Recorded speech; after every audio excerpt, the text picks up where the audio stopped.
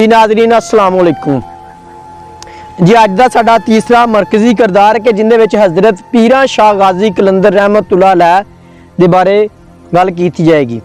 हज़रत मियाँ मोहम्मद बख्श साहब रहमतुल्लाह अलैह अपने रूहानी मुर्शद हज़रत पीरा शाह गाजी कलंदर दे बारे एक वाकया अपनी फारसी तसनीफ तज़किरा मुकीमी विच इस तरह बयान करते हैं कि एक दफ़ा किसी सफ़र विच एक बंदा आप रहमतुल्लाह अलैह दे नाल जा रहा सी।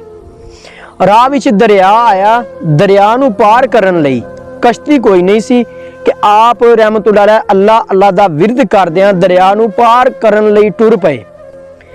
ते उस बंदे नूं आख्या कि तू मेरे पिछे पिछे पीरां पीरां आखदियां टुरिया। जदों दरिया विचों लंघ रहे सी तां पानी दोहां दियां पिनियां तक सी। उस बंदे नूं एकदम ख्याल आया कि ऐ बुजुर्ग आप तां अल्लाह ताला जल्ला जलाल दे नां दा विरद करते जा रहे ने ते मैनू पीरां पीरां दे विरद वाले पासे ला दिता ने। ऐ ख्याल आउंदियां सारी पानी एकदम उस बंदे दी धौन मकसद के गर्दन तक कपड़ गया।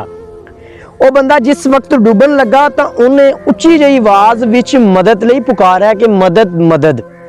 आप रहमतुल्लाह अलैह ने ओदी फरियाद सुन के ओदे वल मुंह कीता ते फरमान लगे कि अजे तैनू मेरा नां तां लेना आया नहीं, ऐ दरिया पार करने लई पाक जात ते हक अल्लाह दा इस्मे आज़म किवें लै सकदा है।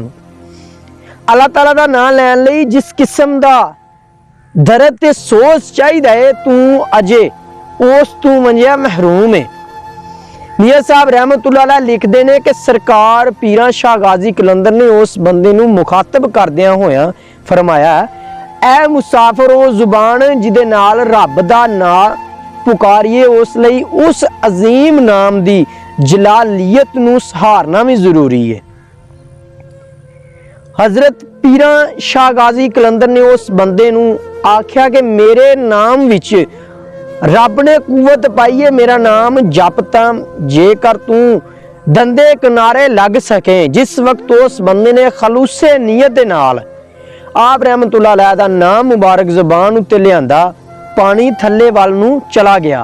वो सलामती दे नाल दरिया दे पार उतर गया। वल्ला आलम बिल सवाब।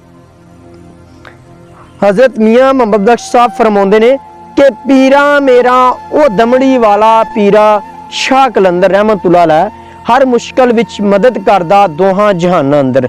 लो जी अज दे मरकजी किरदार तो काफ़ी अगर आवाम गौर दे नाल सुने कि काफ़ी सबक मिलता है कि जिंदे विच काफ़ी ज़्यादा गल्लां ने। तो इंशाअल्लाह तुसीं सुनोगे और तुहानूं मज़ा आएगा।